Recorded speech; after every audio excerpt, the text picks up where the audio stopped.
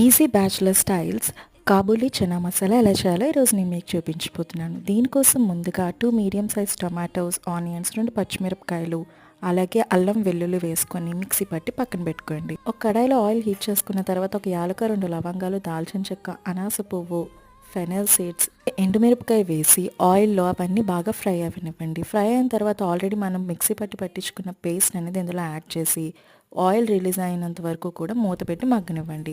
చూసారు కదా ఆయిల్ ఎలా రిలీజ్ అయిందో. ఇప్పుడు కొంచెం కరివేపాకు వేసుకొని మళ్ళీ మూత పెట్టి మగ్గిన తర్వాత ఉడకబెట్టి పెట్టుకున్న కాబూలీ చనా యాడ్ చేసి ఇప్పుడు మసాలాలు యాడ్ చేసుకుందాం. పసుపు, 1 టీ స్పూన్ కారం, రుచికి సరిపడా ఉప్పు, అలాగే 1/2 టీ స్పూన్ గరం మసాలా, అంతే. ఇవి యాడ్ చేసుకొని బాగా మిక్స్ చేసుకున్న తర్వాత చనా మునిగేంత వరకు కొంచెం వాటర్ యాడ్ చేసుకొని మళ్ళీ మూత పెట్టి 10-15 నిమిషాల వరకు మన కర్రీ అనేది మగ్గనివ్వండి. 10-15 నిమిషాల తర్వాత మన కర్రీ అనేది దగ్గర పడింది. ఇప్పుడు కొంచెం కొత్తిమీర యాడ్ చేసి స్టవ్ ఆఫ్ చేసేయండి. అంతే, టేస్టీగా ఉండే